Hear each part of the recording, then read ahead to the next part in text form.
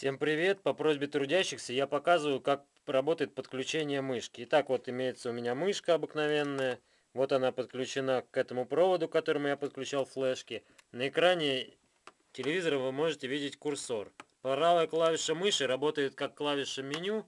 Собственно, мышка, я не скажу, чтобы уж очень удобно управлялась, но тем не менее, вот она запускается. Итак, выбираем, например, Opera Mini. Запускается программа. Выбираем настройки, сохраненные страницы. Ну и, например, nomobile.ru. Колесо прокрутки действует как прокрутка. Вниз. Собственно, правая клавиша, как я уже сказал, заменяет меню.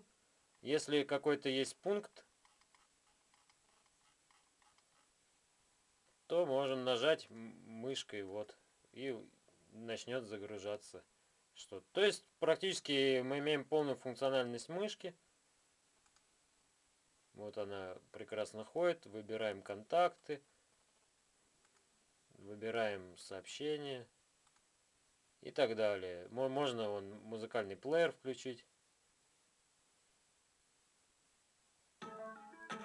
То есть мы имеем такое же управление, как на компьютере. А если, думаю, исхитриться и подключить еще Bluetooth клавиатуру, то и к монитору телефон, то в принципе можно, наверное, даже в какой-то мере заменить стационарный компьютер. Но я думаю, с подключением мышки мы разобрались. Всем пока.